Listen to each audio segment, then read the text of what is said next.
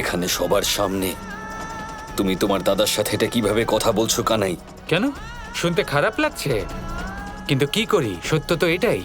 আমি আপনাকে আলাদা করে বলি বা সবার সামনে বলি, সত্য আমি চাইলেও বদলে ফেলতে পারবো না। আর সত্য হলো এটাই যে আমি চারিদিক থেকে অযোগ্য ব্যক্তিদের দ্বারা আবদ্ধ। লজ্জা হচ্ছে আমার আপনার সামর্থ্য দেখে।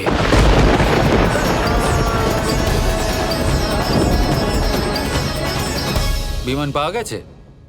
যাইনি? তাহলে আমার মুখ দেখছো কি? যাও গিয়ে বিমান খোঁজো।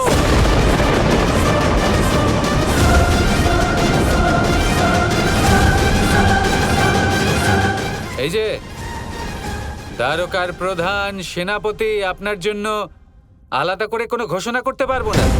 আমার দিকে এইভাবে তাকিয়ে থাকা বন্ধ করুন আর জীবনে কখনো অন্তত গিয়ে নিজের কর্মটা পূরণ করুন, একবার অন্তত। আপনাকে অনুরোধ করছি, নিজের উত্তরদায়িত্ব পালন করা শিখে নিন, অন্তত একবার।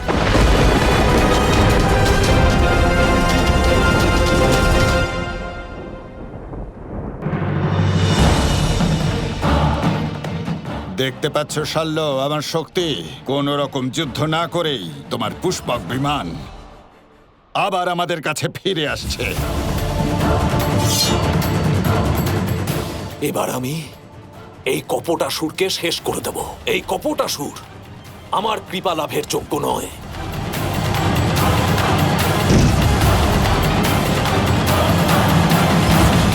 প্রণাম মহারাজ। সেনাপতি, আমি কেবল বিমান দেখতে পাচ্ছি। এই বিমানের সাথে কপটাসুরকেও বন্দী করে আনার আদেশ দিয়েছিলাম। কপটাসুর কোথায়? মহারাজ ক্ষমা করবেন, রাধার জন্য আমরা কপটাসুরকে সঙ্গে নিয়ে আসতে পারলাম না। রাধা আমাদের বিমান ফিরিয়ে দিয়ে বলেছেন যে এর বদলে আমাদের কৃষ্ণের থেকে দূরে থাকতে হবে। সেই জন্য আমরা শুধু বিমান নিয়ে ফিরে এসেছি। এই বিমান রাধা ফিরিয়ে দিয়েছে? কপটাসুর এই বিমান রাধাকে দিয়েছিল?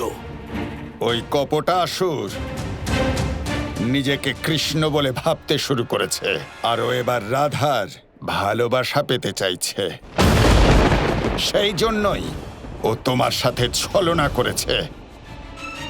তোমার বিমান ও রাধাকে উপহার দিয়েছে, আর ওই রাধা এই জন্য ওকে সাহায্য করতে চাইছে কারণ ওর মধ্যে রাধা কৃষ্ণের ছবি দেখতে পাচ্ছে।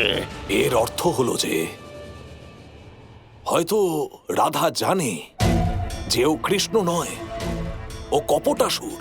আর কৃষ্ণের প্রতিচ্ছবির জন্য ও কপটাসুরকে রক্ষা করছে। এ তো অদ্ভুত ব্যাপার। এ কি করে সম্ভব? এ হলো প্রেম শাল্য। কিন্তু তুমি কি করে জানবে প্রেমের বিষয়ে? প্রেম নিয়ে আমার কোনো মাথা ব্যথা নেই, কিন্তু আমি কৃষ্ণ আর দ্বারকার আগে এই কপটাসুরের রক্ত পান করতে চাই। কারণ যতক্ষণ এই কপটাসুর দ্বারকায় থাকবে, ও আমাদের সাথে বিশ্বাসঘাতকতা করবে।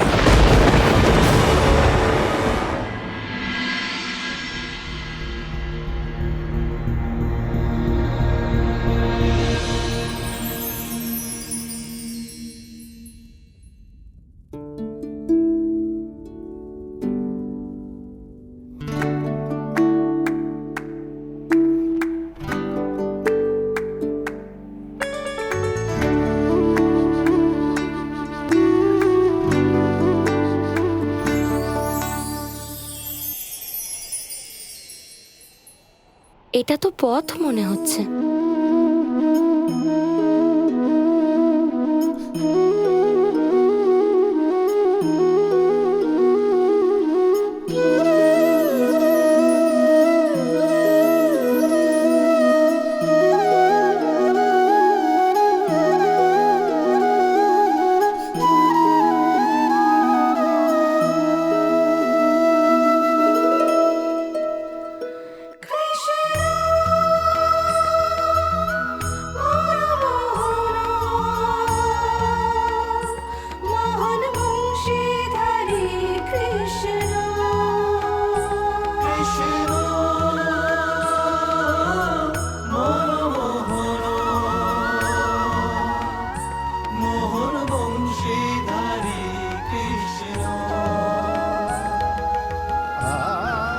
কৃষ্ণ, এখানে কি করছো? তোমার জন্য অপেক্ষা।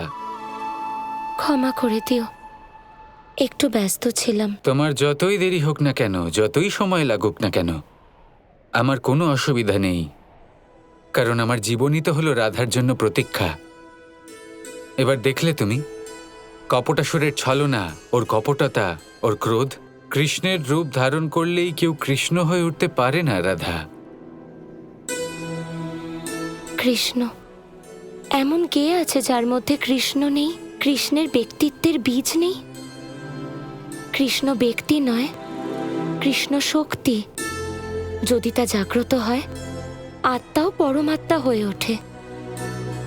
এই শক্তির বীজ কপটাসুরের মধ্যেও তো আছে। কথাটা তো তুমি ঠিকই বলেছ রাধা, কিন্তু এবার আমাকে বলো, এই সংসারে কত বীজই রয়েছে, তাদের মধ্যে কতগুলি কোনো বৃক্ষে পরিণত হতে পারে, কতগুলি চারা হিসেবেই প্রাণ ত্যাগ করে, আর কিছু বীজ ধরিত্রীর নিচেই শুকিয়ে যায়। কৃষ্ণর বীজ সবার মধ্যে আছে রাধা, কিন্তু অনেক সংখ্যক বীজ নিজের অন্তরের কৃষ্ণকে বিকশিত করতেই পারে না, কারণ তাদের অন্তরে পুণ্যই থাকে না। কৃষ্ণ, পুণ্য অর্জন করা সম্ভব।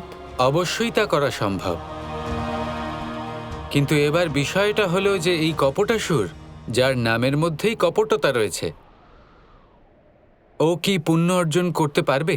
কৃষ্ণ, আমি আবার বলবো, পরিবর্তনের মাধ্যমে পুণ্য অর্জন করা সম্ভব। আমি জানি না কেন তুমি এখনো ওই কথা ধরে বসে আছো, কিন্তু আমি তোমাকে বাধা দেব না। এখন বলো, তুমি না হয় শাল্যুর হাত থেকে ওকে বাঁচালে, কিন্তু এবার দাদাও কিন্তু কপটাসুরকে সন্দেহ করতে শুরু করেছে। এবার তুমি কি করবে? ও অবশ্যই বেঁচে যাবে। যদি ও তোমার রূপ ধারণ করতে পারে, তাহলে ও আমার সাহায্যও অর্জন করতে পারে, আর ওর মধ্যে এইটুকু ক্ষমতা নিশ্চয়ই আছে।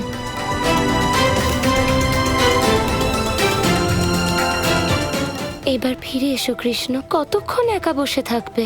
আমি কোথায় একা বসে আছি রাধা? রাধা আছে তো, ও শীঘ্রই আমার কাছে ফিরে আসবে। এবার আমি আসি।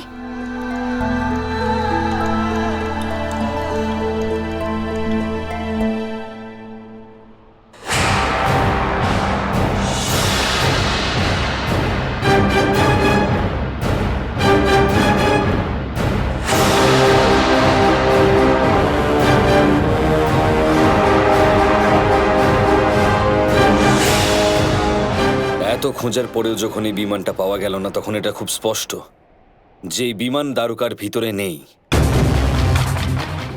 দ্বারকার বাইরে সেনাদের একটি দল পাঠাও। এত বড় একটা বিমান, কোথাও না কোথাও কেউ না কেউ অন্তত এই বিমানের ব্যাপারে কিছু জানে। যখনই আপনারা কোনো সংবাদ পাবেন, সবার আগে আমাকে এসে জানাবেন। বলরাম দাদা, বিমান পাওয়া গেল? সাফল্য পেলেন? না কানাই, এখনো পর্যন্ত পাইনি।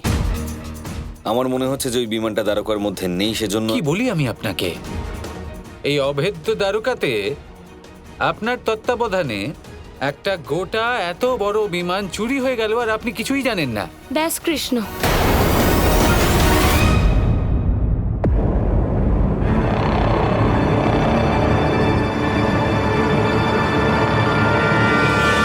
দাদাকে অপমান করা বন্ধ করো। আমি বলছি বিমান কোথায় আছে। সবাইকে ফিরিয়ে দাও।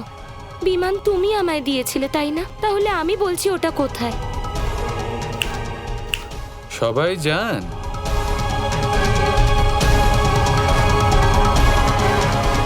কোথায় আছে বিমান? ওটা কাউকে দিয়ে দেওয়া আবশ্যক ছিল, তাই দিয়ে দিয়েছি। তুমি আমার বিমান অন্য কাউকে দিয়ে দিলে? তোমার না, আমার। তুমি ওটা আমায় উপহার স্বরূপ দিয়েছিলে। এবার আমি আমার উপহার নিয়ে কি করব সেটা আমার ব্যাপার। বিশ্বাস করো, যাকে আমি দিয়েছি তাকে দেওয়া প্রয়োজন ছিল।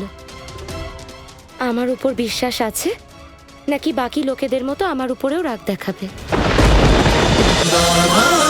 Krishna Krishna Krishna Krishna